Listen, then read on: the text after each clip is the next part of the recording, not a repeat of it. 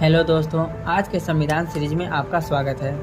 आज हम जानेंगे सांस्कृतिक और शैक्षणिक अधिकार के बारे में, जो अनुच्छेद 29 और अनुच्छेद 30 में दिया गया है। लेकिन आज हम अनुच्छेद 29 के बारे में जानेंगे।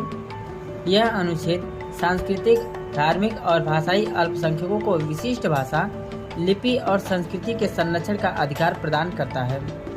यह इन अल्पसंख्यकों को धर्म, नस्ल, जाति या भाषा के आधार पर शैक्षणिक संस्थानों में प्रवेश से वंचित रखने पर भी रोक लगाता है।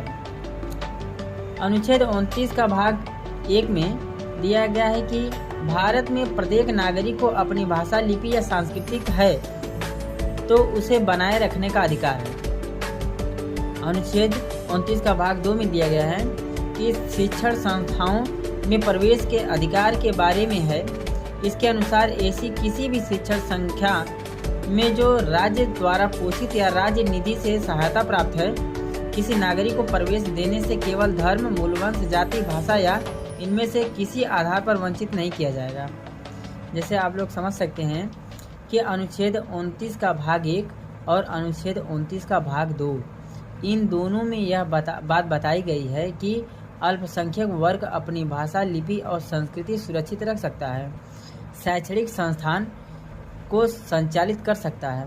लेकिन यहीं पर थोड़ा एक क्लॉज जोड़ा गया है कि अगर वह शैक्षणिक संस्थान को संचालित करेगा तो वह भारत के किसी भी नागरिक को जाति, धर्म, भाषा के आधार पर उसमें प्रवेश करने पर नहीं रोका जाएगा।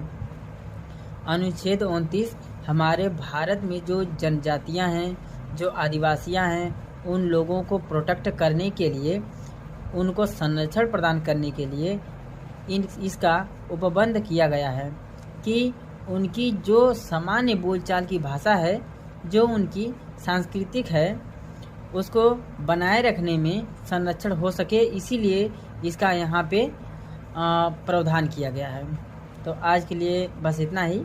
धन्यवाद।